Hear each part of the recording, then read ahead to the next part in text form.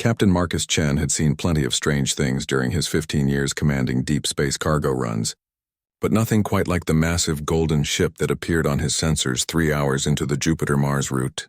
The vessel was twice the size of his freight hauler, decorated with intricate patterns that seemed to shift and flow like liquid metal across its hull. "Sir, they're hailing us," called out his communications officer, Lieutenant Sarah Kim.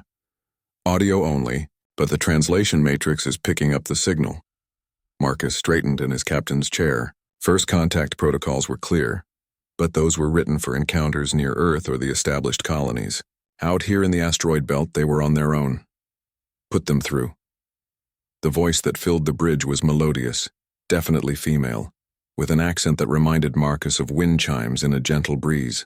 "Human vessel, I request permission to board. I need your help." His crew exchanged worried glances. The cargo manifest listed nothing but mining equipment and food supplies bound for the Mars colonies. Nothing that should interest aliens with technology clearly superior to their own. "This is Captain Chen of the merchant vessel Prometheus. May I ask who you are and what kind of help you need?" There was a long pause. When the voice returned, it carried a tremor of fear. "My name is Zarathus Vilnarai. I am—" Another pause. "I am the 7th daughter of the Kethmoran Empire. Captain Chen, I am being hunted by my own people, and you are my only hope of survival." Marcus felt his blood run cold. The Kethmoran Empire controlled a significant portion of this spiral arm of the galaxy.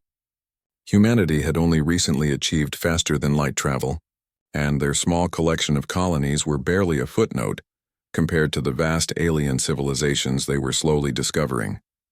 "Princess, with all due respect, I'm not sure how a human cargo ship can help someone of your status." "Because they will never look for me here," she replied quickly. "Your people are new to the galactic community. You have no formal treaties, no established protocols with my father's empire. They would never expect me to seek refuge among humans." Lieutenant Kim had been monitoring their sensor readings and caught Marcus's attention with a series of urgent hand signals. Long-range scanners were picking up multiple ships approaching fast, their energy signatures matching known Kethmoran military vessels. "Captain Chen, please. They are coming. In less than 10 minutes, they will be within scanning range. If they find me," her voice broke slightly, "they will execute me, and anyone who helped me will share the same fate." Marcus weighed his options quickly. Harboring a fugitive alien princess could mean war between humanity and a vastly superior empire, but letting her die went against everything he believed in. His crew looked to him for guidance, their faces tense with the weight of the decision. "Permission granted to board, Princess. But we need to move fast." The golden ship attached to their cargo bay with surprising silence. Marcus met the boarding party at the airlock, accompanied by Kim and his chief engineer Rodriguez. He wasn't sure what to expect from an alien princess, but the figure that emerged from the ornate shuttle took his breath away. Zarathus stood nearly 7 feet tall, with elegant features that were almost human but unmistakably alien. Her skin had a subtle golden hue that seemed to glow with internal light, and her eyes were larger than a human's, colored like deep amber.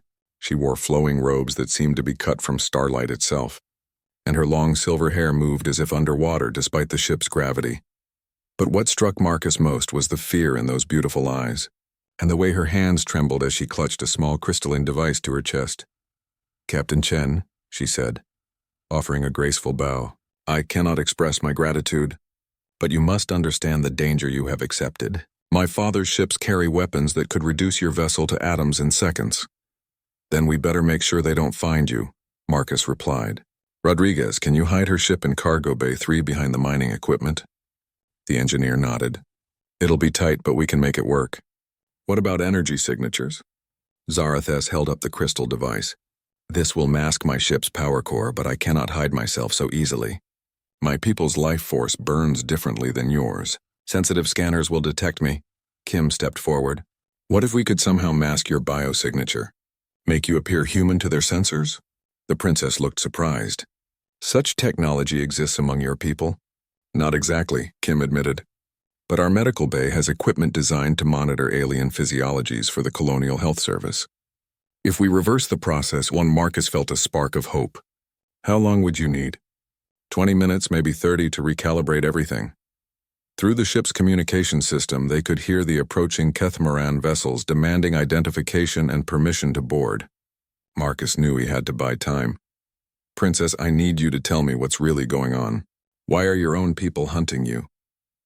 Zarathus closed her eyes, and when she opened them, Marcus saw ancient sadness there. Captain, what do you know of the Kethmoran Empire's expansion policies? Only that you control hundreds of worlds across this sector. Control, she repeated bitterly. Yes, that is what my father calls it. But I have seen the reports, the classified files. We do not just control worlds, Captain Chen, we consume them. Every species we encounter is given a choice: serve the Empire or be eliminated. Their worlds are stripped of resources, their populations enslaved or worse. Marcus felt his stomach drop. And Earth is next on the list, she confirmed quietly. The advanced scouts have already compiled their reports. Humanity has been classified as a minor threat with useful biological characteristics. The invasion fleet is being prepared as we speak. The bridge fell silent except for the hum of the ship's engines. Marcus realized that this was no longer just about saving one alien princess. This was about the survival of his entire species. The crystal device you're carrying, he said slowly. What is it? Zarathus looked down at the shimmering object in her hands. The complete battle plans for the invasion of Earth, along with technical specifications for all Kethmoran military technology. I stole it from my father's private archives before I fled. She looked up at Marcus with desperate hope in her amber eyes. You must keep this secret, Captain Chen. No one else can know what I carry. The knowledge contained here could save your people, but if my father discovers what I have done, he will not hesitate to destroy every human world to prevent this information from spreading. The approaching alien ships were now close enough that their hull signatures appeared on the main display. Marcus realized that the next few hours would determine not just the fate of one runaway princess, but the future of humanity itself. The Kethmoran pursuit ships closed in like predators scenting blood. Marcus watched the tactical display as 3 sleek vessels took formation around the Prometheus, their energy signatures pulsing with barely contained power. Each ship was roughly the size of a human destroyer, but clearly built with technology centuries ahead of anything Earth could produce. Incoming transmission, Kim announced, her voice tight with stress. Put them through.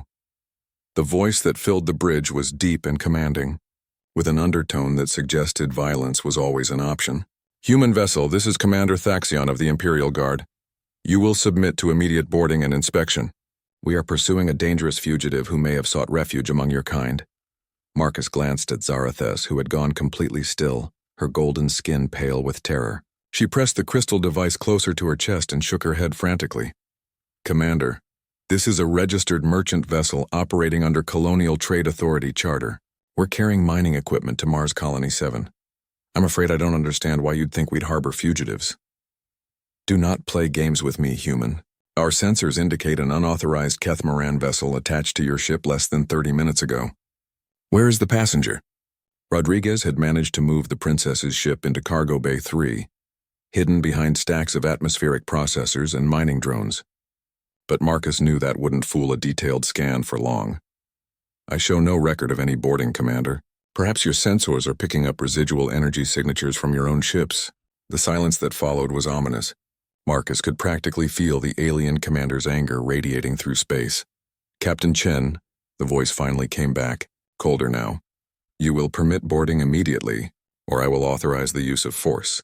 The Kethmoran Empire does not negotiate with primitives who harbor enemies of the state. In the medical bay, Kim was working frantically with Dr. Patel to recalibrate their bioscanner. The plan was desperate but simple. If they could make Zarathus's life signs appear human to the alien scanners, she might pass for a member of the crew. How much longer? Marcus asked through the comm system. 5 more minutes, Kim replied. Maybe less if the princess can help us understand her physiology better. Marcus switched to a private channel. Princess, they're insisting on boarding. If this masking doesn't work, then you must destroy the crystal, she replied firmly. The information cannot fall into my father's hands. But Captain, you must also understand what that would mean for your species. Before Marcus could respond, the ship shuddered as something locked onto their hull. The Kethmoran ships had deployed boarding tubes without waiting for permission. Unauthorized boarding in progress, announced the ship's computer. Multiple contacts in airlocks 2 and 4. Marcus felt his pulse quicken. All crew to emergency stations. We're about to have company. The boarders moved with military precision. Marcus counted at least 12 figures in gleaming armor that seemed to bend light around its edges. They carried weapons that hummed with energy, clearly designed to disable rather than destroy. They wanted prisoners alive for questioning. Commander Thaxion himself led the boarding party. He was massive even by Kethmoran standards, nearly 8 feet tall with the characteristic golden skin and amber eyes, but his features were harder, more angular than Zarathes's. Ritual scars covered his arms and neck, marks of military achievement that spoke of countless battles. "Captain Chen," he said, his voice carrying the same commanding tone as before. "You will gather your crew for questioning. Any resistance will be met with immediate termination." Marcus raised his hands peacefully. "We'll cooperate, Commander. But I want your assurance that my crew won't be harmed. We're just trying to make a living out here." Thaxion's laugh was like grinding metal. "Your species fascinates me, human. So concerned with individual survival. In the Empire, we serve something greater than ourselves." The boarding party began a systematic search of the ship. Marcus tried not to look toward the medical bay where he hoped Kim and the princess were completing their desperate plan. Every second that passed felt like an eternity. "Sir," one of the Kethmoran soldiers called out, "we've found a concealed vessel in Cargo Bay 3. Definitely Imperial design, recently used." Thaxion's eyes narrowed as he studied Marcus's face for any reaction. "Most interesting. And yet you claimed no knowledge of Imperial vessels, Captain." "I honestly don't know how that got there," Marcus replied, putting as much confusion into his voice as possible. "We loaded cargo at Ceres Station 6 hours ago. Could someone have hidden it then?" "Search every inch of this vessel," Thaxion ordered his troops. "The princess is here somewhere, and she carries something that belongs to the Emperor himself." As the soldiers spread throughout the ship, Marcus's mind raced. If they found Zarathes before the biomasking was complete, everyone would die, but he also realized this might be his only chance to gather intelligence about the threat facing Earth. "Princess?" he asked carefully. "I thought you were hunting a fugitive. Is this person someone important?" Thaxion's expression darkened. "The 7th daughter of the Emperor herself, Captain. A traitor who has stolen secrets that could compromise the security of the entire Empire. The Emperor has authorized any means necessary to retrieve both the princess and what she has taken." "Must be pretty important secrets," Marcus observed. "Important enough that entire worlds have been sterilized for less significant breaches," Thaxion replied. "Your primitive species could not even begin to understand the forces you would be interfering with." That was when Kim's voice crackled over the internal comm system. "Captain, medical emergency in Bay 7. We need you here immediately." Marcus looked at Thaxion. "One of my crew is hurt." "May I?" The commander gestured with one armored hand. "Lead the way, human. But remember that any deception will result in the immediate destruction of your vessel and everyone aboard." They made their way through the ship's corridors, passing Kethmoran soldiers who were systematically searching every compartment. Marcus's heart pounded as they approached the medical bay. Everything depended on whether Kim and Dr. Patel had managed to complete their work in time. Inside the medical bay, they found Dr. Patel working over a figure on the examination table. The person was covered by a medical sheet, and biomonitoring equipment showed human vital signs. "What happened here?" Thaxion demanded. Dr. Patel looked up with professional concern. "Cargo handling accident?" "Sarah took a blow to the head when some equipment shifted during your docking procedure. Concussion symptoms, possible internal bleeding. I need to get her to a proper medical facility." Marcus held his breath as Thaxion approached the table. The figure under the sheet was the right size to be human, and the biomonitors were definitely showing human life signs. But would it be enough to fool someone who had been hunting Zarathes specifically? The commander pulled out a handheld scanner and passed it over the unconscious form. The device beeped softly, displaying information in flowing Kethmoran script. Human female, approximately 28 standard years, blood loss consistent with head trauma. Thaxion read aloud. He looked suspiciously at Marcus. "This is your communications officer?" "Lieutenant Sarah Kim, yes sir. She was helping Rodriguez with the cargo when your ships docked with us." Thaxion stared at the scanner readings for a long moment, then at the unconscious figure. Marcus could see the calculation in the alien commander's eyes, weighing the evidence against his instincts. Finally, he stepped back. "Continue your search," he ordered his troops. "The princess must be somewhere else on the ship. But as they prepared to leave the medical bay, the figure on the table stirred slightly. Marcus's blood ran cold as he saw a strand of silver hair slip from beneath the medical cap that covered the patient's head. Thaxion froze, his amber eyes widening as he saw it too. Time seemed to freeze as Thaxion stared at the strand of silver hair. Marcus could feel sweat beading on his forehead despite the ship's controlled atmosphere. Dr. Patel's hand moved almost imperceptibly toward a medical scanner on the nearby counter, while Kim remained motionless under the sheet, her breathing carefully controlled to match human patterns. The Kethmoran commander reached toward the medical cap, his armored fingers just inches from exposing Zarathes completely. Marcus knew that in seconds everything would be over, not just for the princess but potentially for all of humanity. That was when the ship's proximity alarms began blaring. "Commander," one of the Kethmoran soldiers called over the comm system.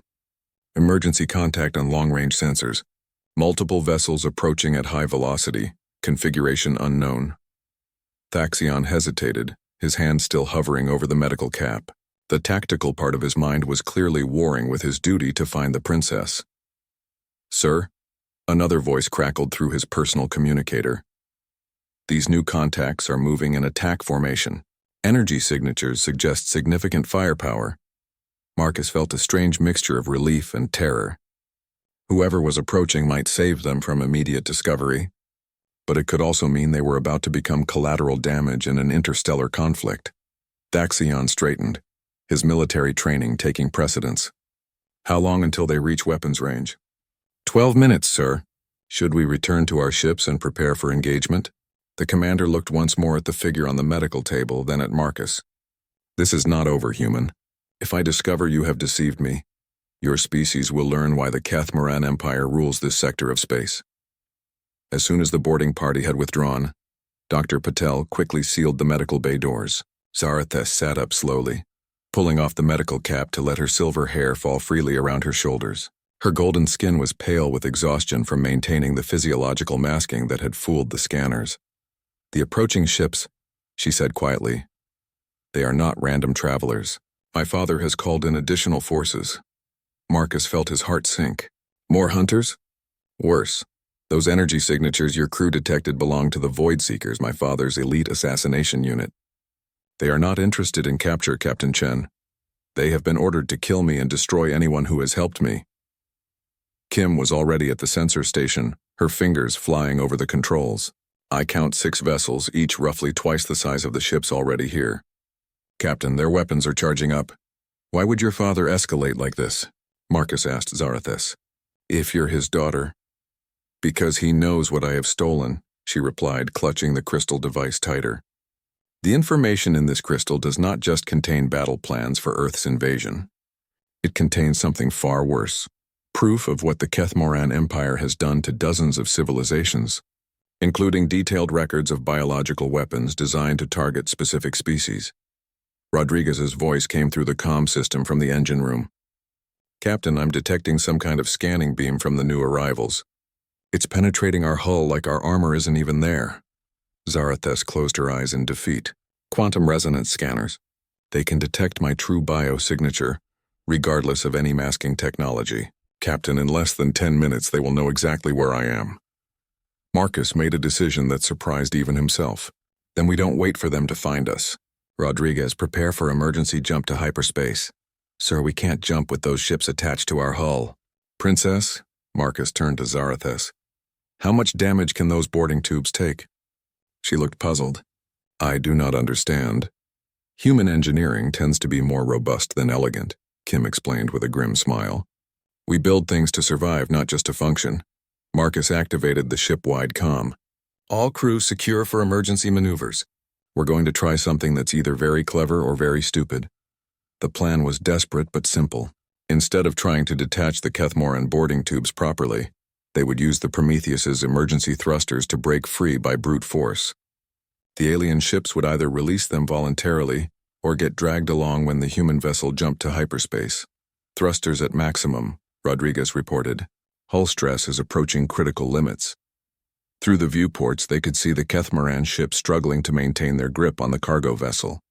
The boarding tubes, designed for controlled docking procedures, were never meant to handle this kind of stress. "Warning shots incoming," Kim announced. "They're trying to disable our engines."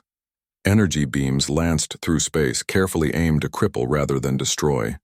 The Void Seeker ships were now close enough that their quantum scanners were beginning to penetrate the ship's interior. On the tactical display, Marcus could see the scanning pattern getting closer to the medical bay where Zarathus waited. "Princess, they're going to find you in about 3 minutes. Then it is time for desperate measures," she replied, standing and walking to the ship's central computer console. "Captain, may I access your navigation systems?" Marcus nodded, not sure what else to do. Zarathus placed her hand on the console, and suddenly the crystal device began to glow with intense inner light. Somehow she was interfacing directly with the ship's systems. "What are you doing?" "Something my people believe is impossible," she replied, her voice strangely distant. "I am giving your ship's computer access to Kethmoran navigation protocols. Your vessel will be able to jump to coordinates that do not exist in any human database." The ship's computer began displaying star charts that Marcus had never seen before, showing hyperspace routes through regions of space that human explorers had never reached. But more importantly, he could see a path that would take them far from the immediate danger. "But Princess, won't this technology be dangerous in human hands?" Zarathus looked at him with ancient sadness in her amber eyes. "Captain, my father's invasion fleet will reach Earth in less than 6 months. Your people need every advantage they can get. The navigation data I am sharing is the least of the secrets contained in this crystal." One of the boarding tubes finally snapped under the stress, venting atmosphere in a spectacular display of sparks and debris. The Kethmoran ship attached to it was forced to withdraw or risk being dragged into hyperspace. "Ready for jump," Rodriguez announced. "But sir, these coordinates, I've never seen anything like them." "Are you sure about this?" Marcus looked at Zarathus, who nodded solemnly. "We don't have a choice. Engage." The Prometheus leapt into hyperspace just as the Void Seeker ships opened fire in earnest. The last thing Marcus saw on his sensors was Commander Thaxion's ship breaking free and beginning pursuit, its energy signature burning bright with fury. In the swirling chaos of hyperspace, Marcus finally had a moment to breathe. They had escaped immediate capture, but he knew this was just the beginning. Somewhere in the crystal device Zarathus carried was information that could save humanity, or destroy it if it fell into the wrong hands.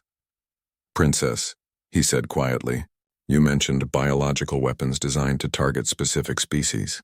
Are you saying your father plans to use these against humans?" She nodded gravely. "Among other horrors, yes. But Captain, there is something else you must know. The crystal contains not just information about what my father plans to do to Earth. It also contains detailed specifications for every weapon, every ship, every defense system in the Kethmoran Empire." Marcus felt a chill run down his spine. "You're talking about giving humanity the ability to fight back." "I am talking about giving humanity the ability to survive," she corrected. "But the knowledge comes with a price. Once you know these secrets, your species will never be safe from my father's wrath. He will not rest until every human world burns, rather. Then let this information spread to other species under Imperial rule." The ship shuddered as it continued through hyperspace toward coordinates that existed beyond human knowledge. Marcus realized that they were no longer just fleeing from alien pursuers. They were carrying the future of human civilization in the form of a crystal device that could either save his species or doom it to complete annihilation. The Prometheus emerged from hyperspace in a system that existed on no human star chart. 3 purple suns cast an eerie twilight across space, illuminating a massive structure that defied easy description. It looked like a space station, but one built with organic curves and flowing lines that seemed to grow rather than be constructed. "Captain," Kim said, her voice filled with wonder, "I'm reading life signs on that structure. Hundreds of different species, but none of them match known Kethmoran biosignatures." Zarathus had been staring at the structure with a mixture of hope and fear. "The Haven," she whispered. "I was not certain it still existed." Marcus turned to her. "You know this place. It is a refuge built by species that escaped my father's conquest. Races that managed to preserve their knowledge and culture before their worlds fell to the Empire. They have been gathering here for centuries, planning for the day when they might strike back." Before Marcus could respond, his communication system crackled to life. But instead of the melodious Kethmoran language, he heard something entirely different. A chorus of voices speaking in harmony, each with distinctly different vocal patterns. "Human vessel, this is the Council of the Haven. Princess Zarathes Vel Narai, you have been expected. Captain Marcus Chen. Your reputation precedes you. Marcus felt his blood run cold. My reputation? How do you know who I am? The harmonized voice continued with what sounded almost like amusement. Captain, you are now the most wanted human in the galaxy. Commander Thaxion has broadcast your ship's identification across 17 sectors. The bounty on your head would make you wealthy beyond imagination, if you were alive to collect it. A docking tube extended from the massive structure, far more elegant than the brutal Kethmoran boarding systems. As they connected, Marcus could feel a subtle change in the ship's atmosphere. Not just the air, but something deeper, as if the very space around them had become safer. The airlock opened to reveal a delegation unlike anything Marcus had ever imagined. The group included tall, crystalline beings that chimed softly when they moved, small furry creatures with multiple eyes that seemed to see into his soul, and something that looked like a living tree but moved with purposeful intelligence.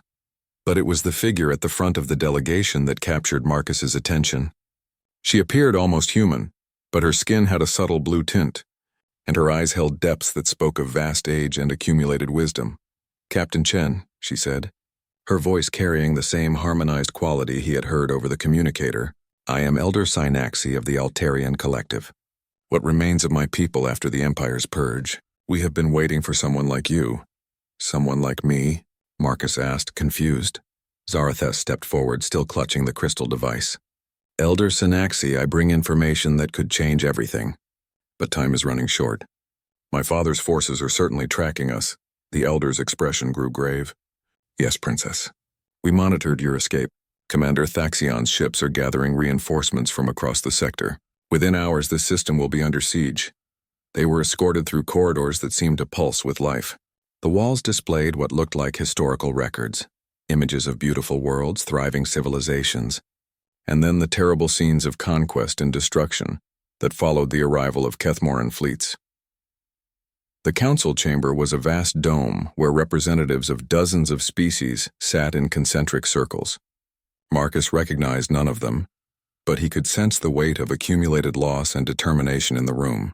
These were the survivors, the remnants of civilizations that had refused to surrender completely to the Empire. Princess Zarathes, Elder Synaxi addressed the room. Please share what you have learned.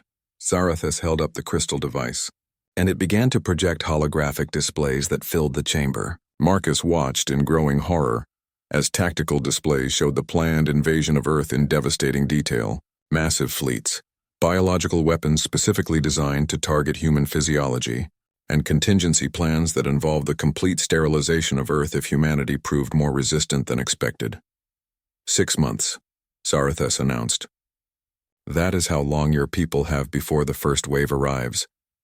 A crystalline being chimed a question that the translation system rendered as, what of the weapon specifications? Do you have access to Imperial military technology? Yes, the princess replied. Complete schematics for every class of ship, every weapon system, every defensive installation in the Empire. But also something else, the location and defensive plans for the Imperial core worlds. The chamber fell silent. Marcus could sense the magnitude of what had just been revealed. This wasn't just about saving Earth anymore. This was about the possibility of striking back at the heart of an empire that had terrorized countless species across the galaxy. Elder Synaxi turned to Marcus.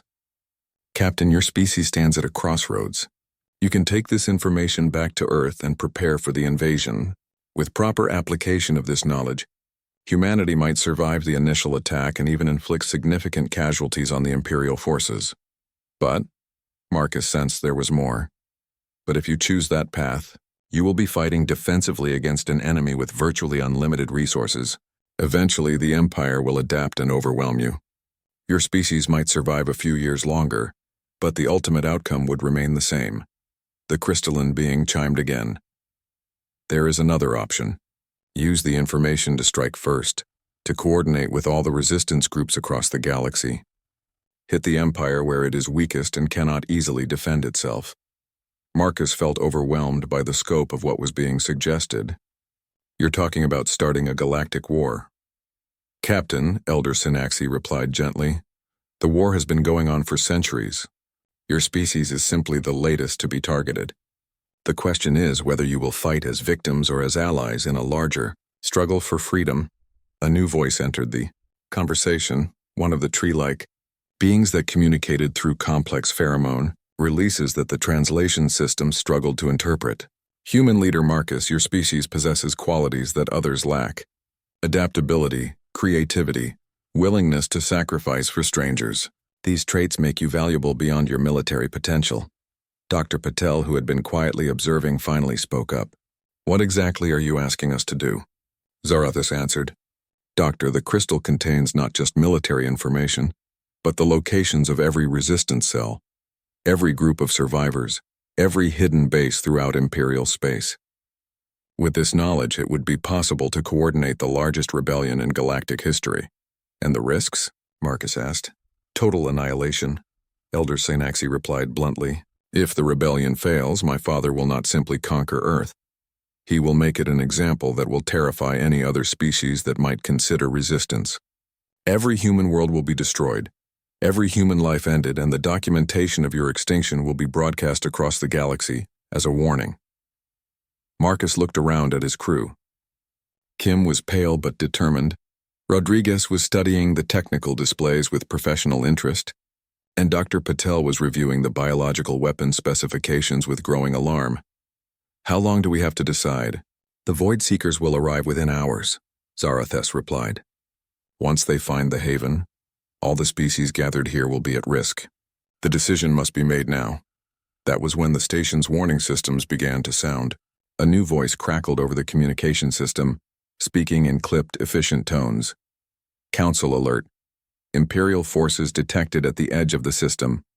Multiple battle groups, including Void Seeker units. Estimated time to engagement 4 hours. Elder Synaxi stood. Captain Chen, Princess Zarathus, the choice is before you. Will humanity stand with us in this final rebellion against the Empire, or will you return to Earth to prepare for a siege you cannot ultimately win? Marcus realized that the weight of his entire species' future rested on his decision. In the crystal device that Zarathus held were the tools either to save humanity through alliance and rebellion, or to doom them through a failed attempt at galactic revolution.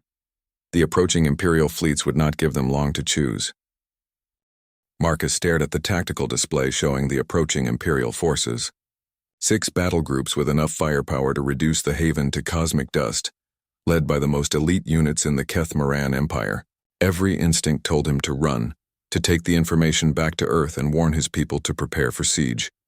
But as he looked around the council chamber at the faces of species that had already lost everything to the Empire, he realized that running was just another form of surrender. Elder Synaxi, he said finally, what would this rebellion actually look like? How do you coordinate an uprising across hundreds of star systems? The holographic display shifted to show a complex web of communication routes and hidden bases scattered throughout Imperial space. Each node represented a group of survivors, refugees, or underground resistance cells that had managed to avoid complete destruction. The Empire's greatest strength is also its weakness, explained one of the crystalline beings. They control so much territory that they cannot guard it all effectively. Most systems have only token garrisons relying on fear and the threat of overwhelming retaliation to maintain order. Zarathus stepped forward, her amber eyes intense with purpose. Captain, I have spent years studying my father's military strategies. The Empire depends on centralized command structures and rapid response fleets to crush rebellions before they can spread.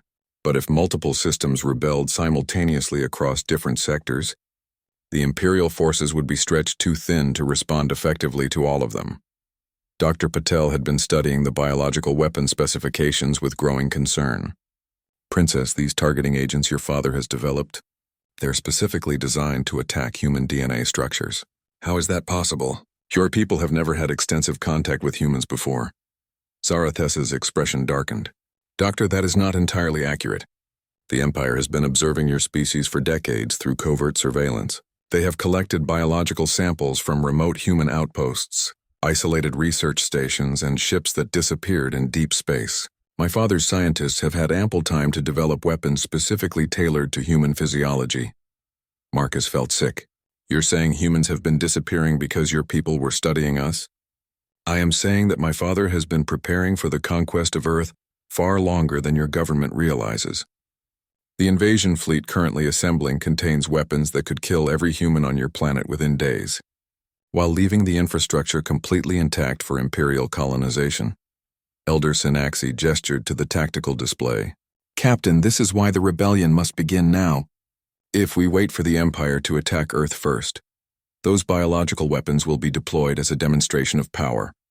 Every species in the galaxy will see what happens to those who resist, and any hope of coordinated rebellion will die with your people. Rodriguez had been studying the technical specifications for Imperial ships and weapons. Captain, if these schematics are accurate, we're looking at technology that's centuries ahead of anything Earth has developed. Even with this information, how could we possibly build weapons capable of fighting these ships? One of the tree-like beings released a complex sequence of pheromones that the translation system interpreted as cautious optimism. Human engineer Rodriguez, the specifications show not just how to build Imperial technology, but also reveal the weaknesses inherent in their designs. Your species' approach to engineering problems may find solutions that escaped their creators. Kim was monitoring the approaching Imperial forces on her scanner. Captain, I'm detecting something odd about the pursuit fleet. They're not just hunting ships, some of those vessels are carrying massive cargo containers. Zarathes went pale. Deployment pods. My father is not just sending forces to capture me. He is preparing to establish a permanent Imperial base in this system. If they succeed, the Haven will become a staging area for accelerated conquest of this entire galactic region. The implications hit Marcus like a physical blow. The Empire wasn't just pursuing one runaway princess. They were using her escape as an excuse to extend their territory and eliminate the last free refuge in this part of space. How long would it take to evacuate everyone from the Haven? He asked. Impossible, Elder Synaxi replied grimly. We have spent centuries gathering refugees and building this sanctuary. The cultural archives alone represent the accumulated knowledge of dozens of extinct civilizations. We cannot simply abandon everything and run. Then we fight, Marcus said, surprising himself with the certainty in his voice. But we fight smart. Princess, how detailed are the tactical specifications in that crystal? Completely detailed, Captain. Ship designs, weapon capabilities, shield frequencies, even the personal combat preferences of individual commanders. My father documented everything because he believed this information would never fall into enemy hands. Marcus turned to address the entire council. Then we give the Empire something they're not prepared for, a human approach to warfare. Elder Synaxi looked puzzled. Captain, your species has never fought a space war. What could you possibly offer that more experienced civilizations have not already tried? Unpredictability, Marcus replied with a grim smile. Every species the Empire has conquered followed logical, predictable strategies. They fought the kind of war they knew how to fight. But humans, we have a talent for making up new rules when the old ones don't work. Rodriguez was already sketching modifications to Imperial ship designs on his tablet. Captain, if we could reverse engineer some of these weapon systems and combine them with human engineering principles, we could build hybrid ships that the Empire wouldn't know how to counter, Kim finished. Catching on to the idea, their tactical computers would have no reference for how to respond to weapons and strategies that don't exist in their databases. Zarathes looked intrigued but worried. Captain, such an approach could work in the short term, but my father's forces vastly outnumber any alliance we could assemble. Even if the initial strikes succeed, the Empire will adapt and respond with overwhelming force. Maybe, Marcus acknowledged. But Princess, there's something your father doesn't understand about humans. We don't just fight to win, we fight to survive. And when survival is on the line, we become very creative about finding solutions that shouldn't work, but somehow do. The station's alarm systems intensified as the Imperial forces moved closer. Elder Synaxi made a decision. Captain Chen, if you are willing to coordinate this rebellion, the Council of the Haven will support you. But understand the magnitude of what you are accepting. You will be responsible not just for your own species, but for the survival of every free civilization remaining in this galaxy. Marcus looked at his crew, seeing determination replacing fear in their faces. Dr. Patel nodded grimly. Rodriguez was already lost in technical calculations, and Kim was studying the communication networks they would need to coordinate the uprising. We'll need to split up, Marcus decided. The Prometheus will return to Earth with copies of the essential information. We need to warn our people and begin preparations. But the original crystal stays here, where it can be used to coordinate the rebellion. Captain, Zarathus said quietly, if you return to Earth now, you may never see your homeworld again. The moment this rebellion begins, my father will accelerate his invasion timeline. Earth will become a primary target. Then we better make sure this rebellion succeeds, Marcus replied.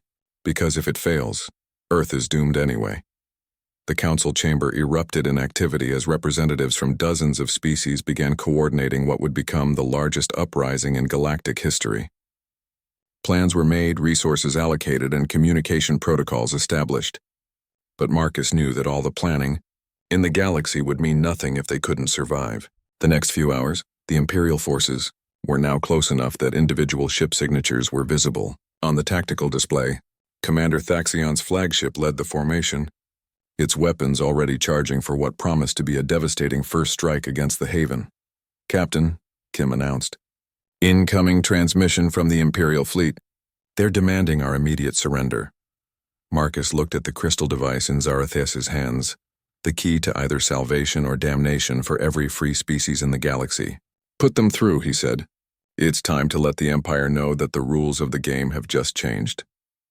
Commander Thaxion's voice filled the council chamber with Imperial authority and barely controlled rage. Princess Zarathus Velnarai, you will surrender immediately along with the stolen Imperial property. Captain Chen, you and your crew will be executed for harboring an enemy of the Empire. But your deaths may be swift if you cooperate now. Marcus stepped forward to the communication console, his voice calm despite the magnitude of the moment. Commander, this is Captain Chen. I'm afraid we can't accept your terms. The silence that followed was ominous. When Thaxion spoke again, his tone had shifted from anger to something far more dangerous: anticipation. Human, you clearly do not understand the forces arrayed against you. I command 6 battle groups with enough firepower to reduce that pathetic station to atoms. You have nowhere to run. You're right, Commander, Marcus replied. We can't run. So instead, we're going to do something your empire has never experienced before. Through the tactical display, Marcus could see the Imperial ships moving into attack formation. Massive dreadnoughts took position to deliver devastating broadsides, while smaller destroyer-class vessels spread out to prevent any escape attempts. It was a textbook Imperial siege formation, designed to crush resistance through overwhelming force. But Marcus had spent the last hour studying Kethmoran tactical protocols, and he had noticed something interesting. The Empire's strategies were incredibly effective but also completely predictable. Every formation, every attack pattern, every defensive arrangement followed established doctrines that had worked for centuries. Elder Synaxi, Marcus said quietly, how many ships does the Haven have that are capable of combat? Perhaps 30 vessels, Captain. But they are mostly converted cargo ships and outdated fighters. Nothing that could stand against Imperial battlecruisers. Marcus smiled grimly. Perfect. Princess, I need you to access the Imperial command frequencies. We're going to give Commander Thaxion a demonstration of human tactical thinking. Zarathus looked puzzled but complied, using the crystal device to tap into the encrypted communication networks of the Imperial fleet. Suddenly, Marcus could hear the chatter between Kethmoran ship commanders as they prepared for what they assumed would be a routine destruction of primitive resistance forces. All ships. Marcus broadcast on the Imperial command frequency. This is Captain Chen of the human vessel Prometheus. You are about to learn why my species survived to reach the stars despite having no allies and inferior technology. The response was immediate and predictable. Thaxion's voice crackled with fury. Human, you dare use Imperial communication channels? Your insolence will be answered with fire. The first wave of Imperial ships opened fire, their energy weapons painting space with deadly light. But instead of trying to match their firepower, the Haven's defenders did something completely unexpected. They scattered in all directions, not in retreat, but in a seemingly chaotic pattern that made no tactical sense according to Imperial doctrine. What are they doing? One of the Kethmoran commanders could be heard asking over the communication channel. This formation has no defensive value, but Marcus wasn't thinking defensively. He was thinking like a human who had grown up on stories of naval battles and guerrilla warfare, of desperate stands against overwhelming odds and the tactics of survival that his species had developed over millennia of conflict. Now, he commanded. The scattered Haven ships suddenly converged from multiple angles simultaneously, not on the heavily armored Imperial dreadnoughts, but on the support vessels and supply ships that carried the ammunition and fuel for the main battle fleet. It was a strategy that prioritized disruption over destruction, chaos over direct confrontation. Rodriguez had been working frantically with Haven engineers to modify their weapons using insights from the Imperial technical specifications. Instead of trying to match Kethmore on firepower, they had focused on exploiting weaknesses in Imperial shield technologies that the original designers had never considered. The results were spectacular. Support ships designed to operate safely behind the main battle line found themselves under attack from weapons that bypassed their shields entirely, targeting the specific frequency gaps that Rodriguez had identified in the technical schematics. Impossible, Thaxion's voice cut through the combat chatter. Their weapons are penetrating our shields. How are they doing this? Marcus keyed the communication channel again. Commander, meet the first lesson in human warfare. We don't fight fair, we fight to win. But the Haven's small victory was short-lived. The Imperial forces quickly adapted, pulling their support vessels behind the main battle line and beginning a systematic bombardment of the station itself. Even with their tactical surprise, the defenders were hopelessly outgunned. That was when the second phase of Marcus's plan activated. Throughout Imperial space, coordinated strikes began simultaneously on dozens of targets. Resistance cells that had been dormant for years suddenly emerged to attack supply depots, communication relays, and isolated garrison posts. The information from Zarathus's crystal had allowed them to identify the most vulnerable targets and strike them all at once. Sir, one of Thaxion's officers reported, we're receiving distress calls from 17 different systems. Coordinated attacks on Imperial installations across the entire sector. Marcus could hear the confusion in the Imperial communications as commanders struggled to understand how primitive resistance groups had suddenly become capable of coordinated interstellar warfare. Their tactical computers had no reference for dealing with a rebellion of this scale and complexity. Princess, Marcus said to Zarathus, it's time for the final phase. Can you access your father's personal communication codes? She nodded, her face pale but determined. Captain, what you are suggesting, if I contact him directly, he will trace the signal back to our location within minutes. That's what I'm counting on, Marcus replied. We need him to commit his personal forces to this battle. If the Emperor himself comes here, it will leave the core worlds vulnerable to the main rebellion force. Elder Synaxi understood immediately. You are using the Haven as bait, sacrificing us to draw the Empire's strongest forces away from their home systems. Not sacrificing, Marcus corrected, buying time and opportunity. But I won't ask anyone to make this choice for you. This has to be a decision made by everyone here.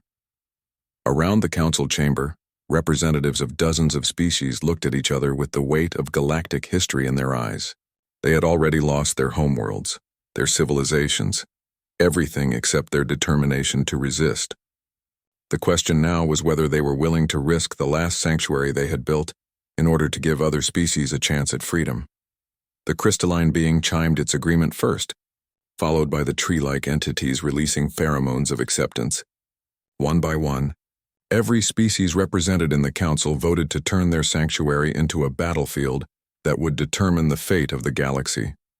Zarathus activated the Emperor's personal communication frequency, and suddenly the council chamber was filled with a presence that seemed to radiate power and malevolence even across the vast distances of space. My treacherous daughter, the Emperor's voice was like the sound of worlds dying. You have caused me considerable inconvenience, but I confess myself impressed by the scope of your rebellion. It will make your eventual punishment all the more satisfying. Marcus stepped forward. Emperor, this is Captain Marcus Chen of the human species. Your daughter has told me about your plans for Earth. I thought you should know that we don't intend to make conquest easy for you. The Emperor's laugh was terrifying in its casual cruelty. A human? How quaint. Tell me, Primitive, do you have any concept of the forces you have awakened? I have decided to attend to this rebellion personally. You will have the honor of dying by my own hand. We'll see about that, Marcus replied. But I thought you should know. While you're here playing with us, the real rebellion is just getting started. The transmission ended, leaving the council chamber in ominous silence. Marcus knew they had perhaps hours before the Emperor's personal fleet arrived, bringing weapons and powers that made everything they had faced so far look like a training exercise. But across the galaxy, the seeds of the largest rebellion in Imperial history were beginning to bloom. The question now was whether they could survive long enough to see if freedom could triumph over an empire that had ruled the stars for 1,000 years. The Emperor's personal fleet arrived like a storm of malevolent stars.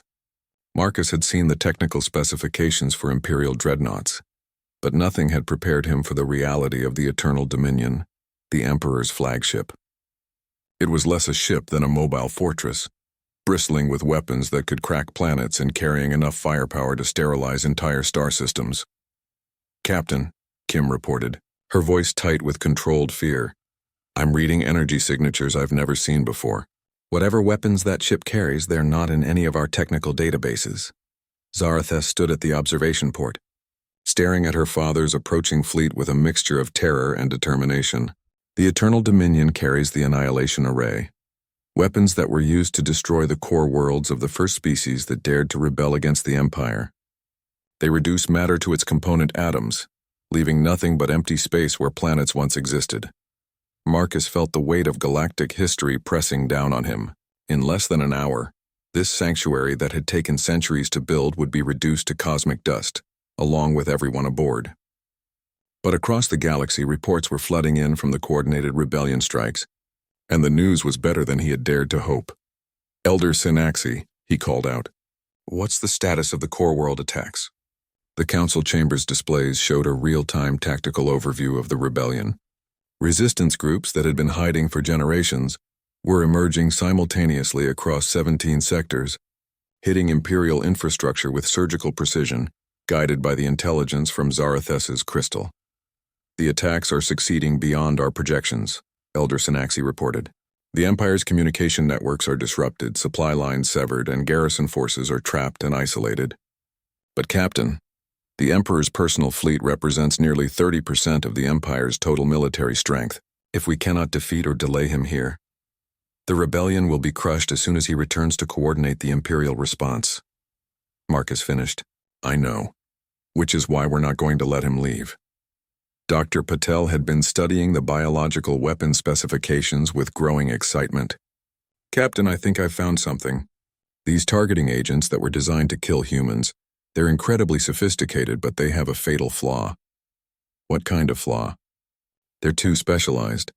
The weapons are designed to target specific genetic markers that the Empire identified through their covert sampling of human populations. But Captain, their samples came from isolated outposts and research stations, populations that were genetically limited compared to Earth's full diversity." Marcus began to understand. "You're saying the weapons might not work on all humans?" "More than that," Dr. Patel continued. "The targeting system is so precisely calibrated that introducing genetic variations they haven't accounted for could cause the entire weapon system to malfunction. And Captain, I've been analyzing the biological data from our alien allies here at the Haven." Kim caught on immediately. "The genetic diversity represented here includes traits that could be compatible with human DNA. If we could somehow introduce that variation, we could turn their own biological weapons against them." Rodriguez finished, his engineering mind already working on the practical applications. Zarathes turned from the observation port, her amber eyes wide with possibility. "Captain, there is something else. The Annihilation Array requires enormous amounts of power to operate. If the ship's energy systems were compromised, the weapons would be useless," Marcus said.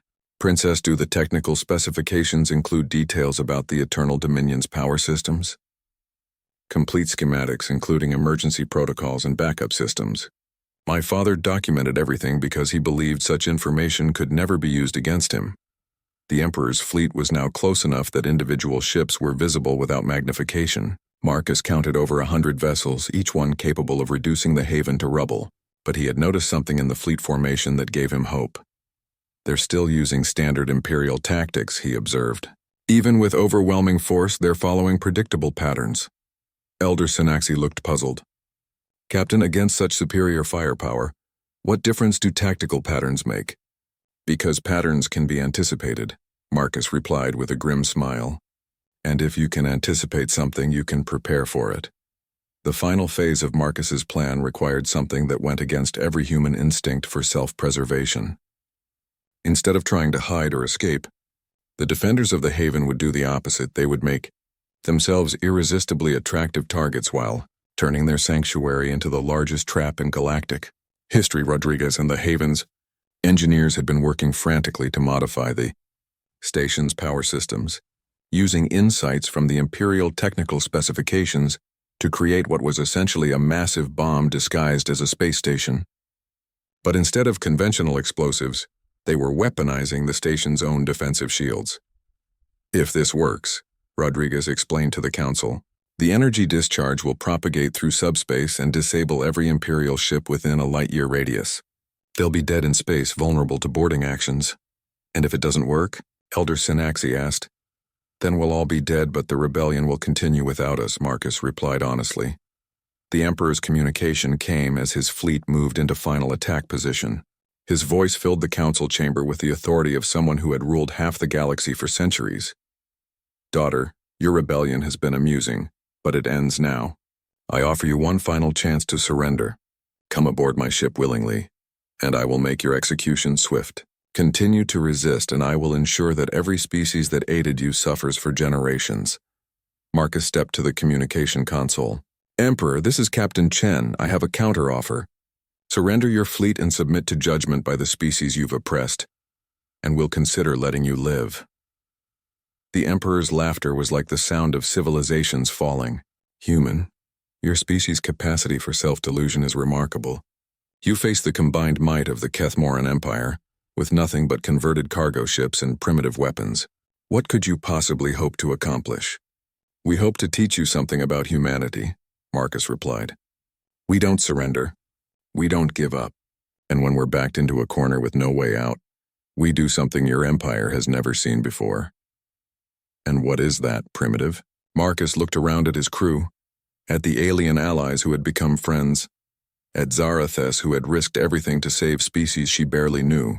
We improvise. The Emperor's fleet opened fire with weapons that painted space with death. Energy beams that could vaporize asteroids struck the haven's shields, causing spectacular explosions that lit up the entire system. But instead of trying to withstand the bombardment, the station's modified systems began channeling the incoming energy into Rodriguez's makeshift weapon. It's working, Kim announced. The shield generators are converting the attack energy into a subspace resonance cascade. But the process required time they didn't have. The Emperor's weapons were systematically destroying the station's outer sections, and it would only be minutes before they breached the core areas where the weapon was charging. That was when Zarathes made her choice. Captain, she said quietly, I am going to contact my father directly. Tell him I am ready to surrender. Princess, no. It's a suicide mission. No, Captain. It is the completion of what we started. She held up the crystal device, which was now glowing with intense inner light. I am going to give him exactly what he wants, the return of his stolen property. But he may find that gift is not quite what he expected. Marcus realized what she intended. The crystal didn't just contain information about Imperial technology and rebellion plans. It had been modified by exposure to the station's energy systems, turning it into a data virus that would propagate through the Emperor's ship computer networks. Zarathes activated her personal transportation beam, disappearing in a shower of golden light that carried her directly to her father's flagship. Marcus watched on the tactical display as a small figure materialized in the Eternal Dominion's command center. The Emperor's voice returned to the communication channel, filled with satisfaction. My wayward daughter returns, and she brings me the crystal containing the stolen information. How touching. Father. Zarathes's voice was calm despite the certain death she faced. I return to you the knowledge I stole, but I wonder if you will find it as valuable as you expected. There was a moment of silence. Then the Emperor's voice changed, carrying the first note of uncertainty Marcus had heard from him. What have you done? I have given you exactly what you wanted, Father. Complete access to all the information I carried. I hope you find it illuminating. The crystal device detonated not with explosive force but with an information cascade that swept through every computer system on the Eternal Dominion. Technical specifications designed to help the Empire became viral programs that turned Imperial technology against itself. Weapon systems shut down, navigation went offline, and the ship's artificial intelligence began broadcasting the complete history of Imperial atrocities across every communication channel in the galaxy.